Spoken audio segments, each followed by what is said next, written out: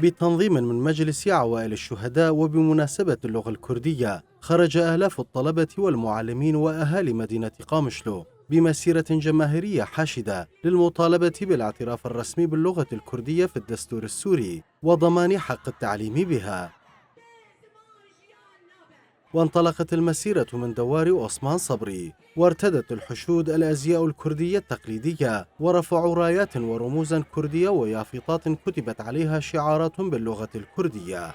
ولدى وصول المشاركين إلى ملعب شهداء 12 من آذار، تحولت المسيرة إلى تجمع غفير، وهناك ألقت سعاد مصطفى والدة الشهيدة هافرين خلف وعضوة مجلس عوائل الشهداء كلمة قالت فيها: لم يسمح الشهداء بزوال اللغة الكردية، سنقاوم حتى تصبح اللغة الكردية لغة رسمية، ولدنا كردا وسنحمي لغتنا، كما أكدت استمرارهم بالنضال حتى تصبح اللغة الكردية لغة رسمية.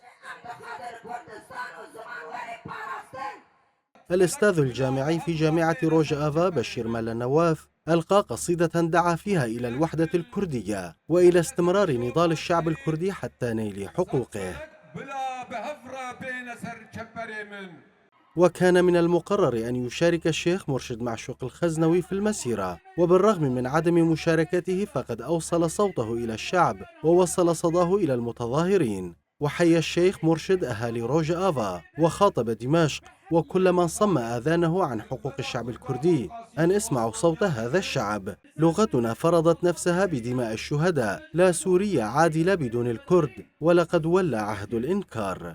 وأضاف أن الدستور الذي لا يكتب بكلماتنا لا يمثلنا، كما دعا الأحزاب والقوى السياسية الكردية والعشرات من العشائر الكردية إلى الاتفاق على أساس مشترك والعمل معا من أجل مستقبل موحد للشعب الكردي. وبعد الكلمات اختتمت المسيرة بشعار لا حياة بدون لغة.